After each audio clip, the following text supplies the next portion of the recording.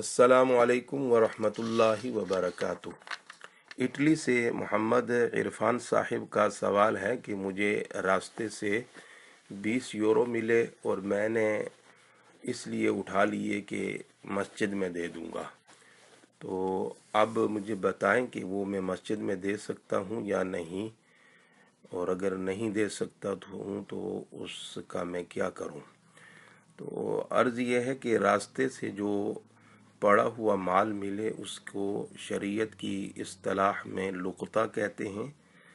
اور اس کو اٹھانے یا نہ اٹھانے کے مختلف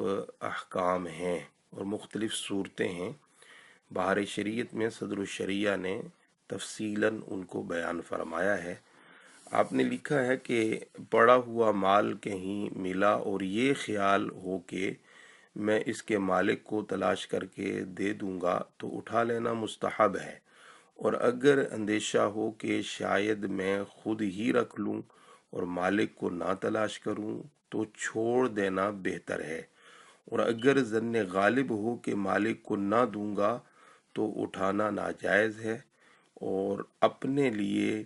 اٹھانا حرام ہے، اور اس صورت میں بمنزلہ غصب کے ہے۔ اور اگر یہ ظن غالب ہو کہ میں نہ اٹھاؤں گا تو یہ چیز ضائع و ہلاک ہو جائے گی تو اٹھا لینا ضروری ہے، لیکن اگر اس نے نہ اٹھایا اور ضائع ہو گئی تو اس پر کوئی تاوان یا جرمانہ نہیں ہوگا۔ یہ ہے اٹھانے یا نہ اٹھانے کے حوالے سے تفصیل۔ اب اگر کسی نے اس چیز کو اٹھا لیا تو اب اس پر یہ لازم ہے کہ وہ اس کے مالک کو تلاش کرے، اس چیز کی تشہیر کرے، اعلانات کروائے، حتی الامکان مالک کو تلاش کرنے کی کوشش کرتا رہے،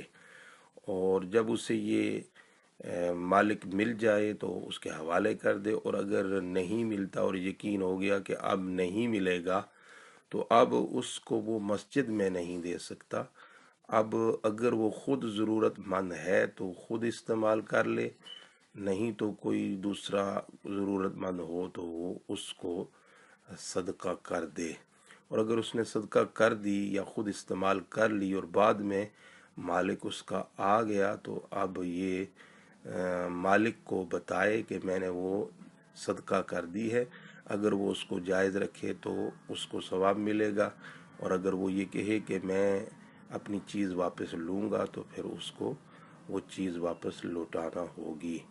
ھذا ما فہمت واللہ ورسولہ اعلم بالصواب۔